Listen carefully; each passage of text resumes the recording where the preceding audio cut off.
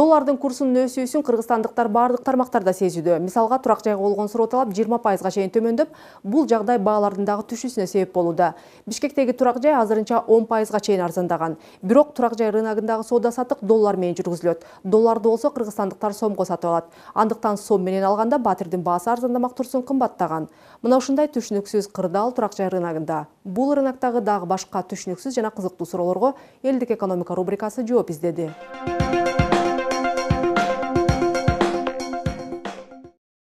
Бишкекте жаңы курулуштар 5 жылдан бери кызуу жүрүүдө. Жыл сайын каалада 3000 чарчы ылгайыктагы турак жай бүтөт. Ал эми курулуш тармагынын ички дүң өндүрүмдөгү үлүшү 7,5%ды түздү. Анткени менен учурда курулуш тармагындагы акыбал көңүл жылытарлык эмес. Кардалларды тартуу үчүн курулуш ишканалары баасын гана арзандатпастан, үстөк баасыз насыяларды сунуштап, батир жана автоунаа ойнотуп акция өткөрүүдө. Это же говорит о том, что тяжело продавать. Я вас уверяю. Албетте, азыр сатуу кыйын. Эгер батирлер мындан 3 жыл мурдагыдай тездикте сатылып турса, анда эч бир ишкана телерадио, интернеттеги жарнакка акча да, убакыт да коротмок эмес. Сатуу боюнча гезиттердеги, атайын плакаттардагы маалыматтар жетиштүү болмок. Серепчилердин эсебинде маркетологдордун аракетине карабай кыймылсыз мүлккө баа төмөндөдү. Учурда батир сатып алууну каалагандардын саны 20%га азайды. Анткени улуттук валюта менен маян алган жарандар доллардын курсунун көтөрүлүшүнөн кээ бир пландарын өзгөртүүгө аргасыз болушууда. Ал эми биздин рынокто деле ошондой эле бир төмөндөй бар. Анчалык көп болбосо дагы бир 5%га чейин түшүүлөр көрүлүп турат да. Буну мен убактылуу деп эсептейм. Себеп дегенде бул доллардын көтөрүлүп кеткенине байланыштуу көп эле кардалар балким азыркы учурда салбай туралы, албай туралы деген эле максатта кармап турган болушу мүмкүн. Экинчиден, албетте, бул Россияда иштеп жаткан биздин жарандарыбыз, алардын бул Кыргызстанга жөнөтүп жаткан акчалары доллар менен жөнөтчү болчу убагында. Рублдун түшүп кетип, доллардын көтөрүлүп кеткенине байланыштуу алар да кыйналып калып, бул жакка акча азыраак келе баштады деген. Батир маселеси азыркы талкуулардын башкы темасы. Биз каатчылыкка чейинки жана азыркы бааларды салыштырдык.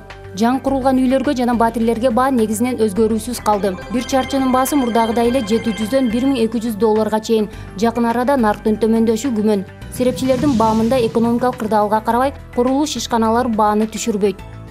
Ал эми эски курулуштардагы баа кескин төмөндөдү. Доллардын төмөндөшү бул тармактагы бааны 10%га арзандатты. Кыймылсыз мүлккө жүргүзүлгөн талдоонун жыйынтыгы 104 жана 105 сериядагы батирлерге талап күчтүү экендигин далилдеген. Бул батирлер жалпысынан кыймылсыз мүлк тармагындагы сатылган батирлердин 50%-ын түзөт. 104-105 сериядагы батирлерге шаардын кичи райондорундагы баанын өзгөрүүсүн карап көрөлү. Бир комнаталуу батир 7%га арзандаган. Азыр алардын орточо баасы 37 000 доллар турат. 2 комнаталуу батирлер кыйла 17%га чейин арзандаган. Кичи райондордо 2 комнаталуу батирди 45-55 000 долларга сатып алууга болот. Эң бир олуттуу өзгөрүү 3 комнаталуу туракка тийиштүү. Бул батирлердин наркы 23%га чейин түштү. 105-106 сериядагы шаардын түштүк тарабындагы кичи райондордо жана кааланын борборунда 76 000 доллар турат.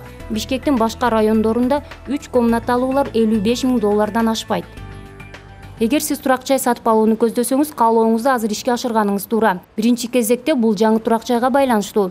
Анткени курулуш материалдары негизинен Турциядан алынып келингендиктен, май айында бирдиктүү экономикалык аймакка кирүү келишимин ратификациялагандан кийин баа 20%га өсөт. Бул албетте кыймылсыз мүлктүн кымбатташына дагы алып келет. Кыскасы эски үйлөр мындан да арзандашы ыктымал. Бирок көп узабай эле баа кайра калыбына келип калышы дагы мүмкүн.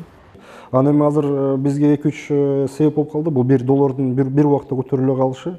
Ошол убакта Россиянын экономикасынын кыйналганына байланыштуу, анын үстүнө дагы бажы биримдигине киргенибизге байланыштуу 3 фактор кошулганда биздин базар экономикабызда элечи бир аз болсо дагы баягы шок болчу да, кичинечи карап эмне болуп кетти деп. Ошон үчүн ойлойм мен бул убактылуу нерсе да, 3 ай 6 ай.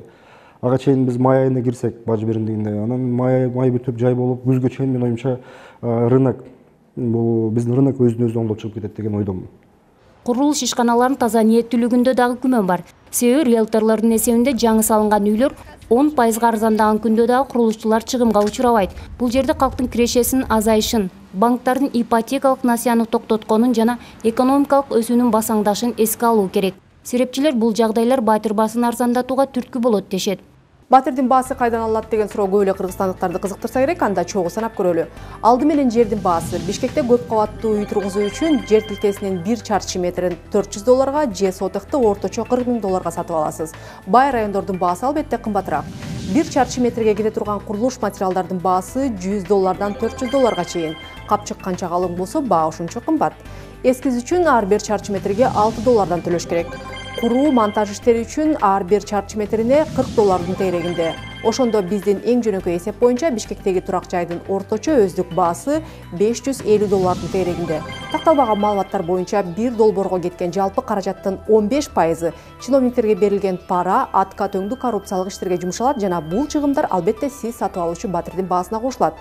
Ал эми Бишкекте азыр батирдин 1 чарчы метри орточо $900 аласыз.